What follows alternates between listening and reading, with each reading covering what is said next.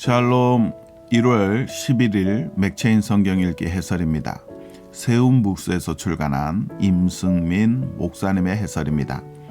창세기 12장에서는 하나님의 열심과 아브라함의 미약함을 주목해서 봐야 합니다. 아브라함은 하나님의 부르심에 순종해서 그의 아내 사레와 조카 롯과 하란에서 모은 모든 소유와 얻은 사람들을 이끌고 가나안 땅에 들어가죠. 아브라함이 세겜 땅 모래 상수리 나무에서 제단을 쌓았다는 기록이 나오는데요.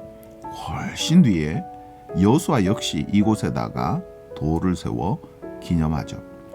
학자들은 장소적 유사성을 근거로 본문의 의도가 가나안 땅을 상징적으로 정복하였다는 것을 보여주는 것이라고 주장합니다. 아브라함의 순종은 오래가지 못합니다. 그 땅에 기근이 들자 애굽에 거류하려고 내려가죠.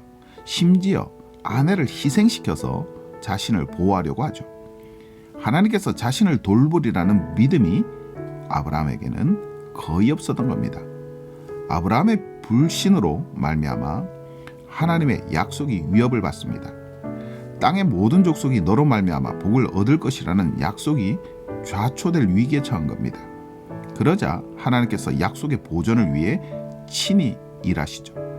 바로와 그 집안에 큰 재앙을 내리시고 아브라함을 구출하십니다. 하나님은 늘 신실하십니다. 자기 말씀을 따라 일하시고 자기 언약을 성취하십니다. 느헤미야 1장의 주제는 하나님의 신실하심입니다. 느헤미야는 페르시아의 수산궁에서 일하는 관리였죠. 어느 날 예루살렘이 불타고 유대인들이 환난을 겪고 있다는 소식을 듣습니다. 큰 슬픔에 빠진 느헤미야는 금식을 하고 기도를 하죠. 그는 신실하신 하나님을 의지해 기도합니다.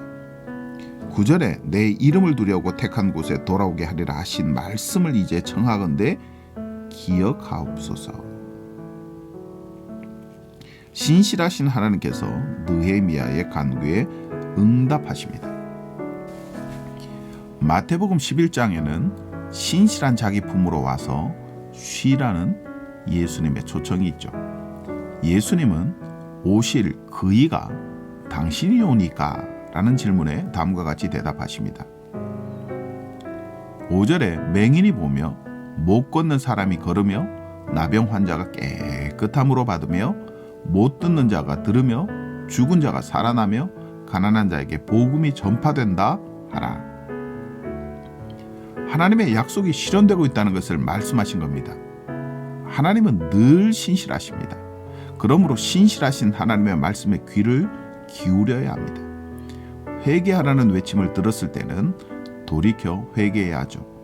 회개하지 아니하는 사람에게는 하나님께서 반드시 심판을 내리실 것이기 때문입니다. 반면에 내게로 오라는 외침을 들었을 때는 모든 것을 버리고 찾아가야 하죠.